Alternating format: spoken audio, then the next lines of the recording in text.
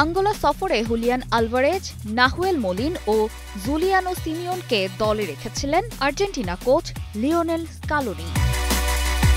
কিন্তু আফ্রিকার দেশটিতে প্রীতি ম্যাচ খেলতে যাওয়া হচ্ছে না এই তিন ফুটবলারের। নিয়ম অনুযায়ী হলুদ জ্বরের টিকা না দেয়ায় তাদের দল থেকে ছাঁটাই করা হয়েছে। আঙ্গোলায় প্রবেশের জন্য এই টিকা বাধ্যতামূলক।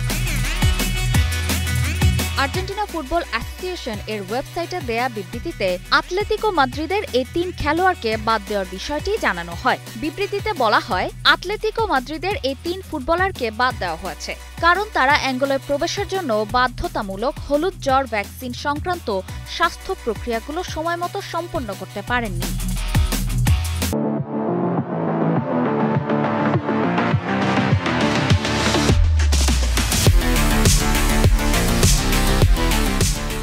আঙ্গোলার স্বাধীনতার ৫০ বছর পূর্তি উপলক্ষে ১৪ নভেম্বর লুয়ান্ডায় বিশ্ব চ্যাম্পিয়ন আর্জেন্টিনার সঙ্গে প্রীতি ম্যাচ খেলবে স্বাগতিকরা। ম্যাচটি শুরু হবে বাংলাদেশ সময় রাত ১০টায়। আঙ্গোলায় এবছর নিজেদের শেষ ম্যাচ খেলবে আর্জেন্টিনা। এরপর মাঠে নামবে আগামী মার্চে। আঙ্গোলায় ম্যাচ শেষে ইউরোপে ফিরে ১৮ নভেম্বর পর্যন্ত অনুশীলন করবে দল। অপর্ণা বর্ষা, কালের কণ্ঠ।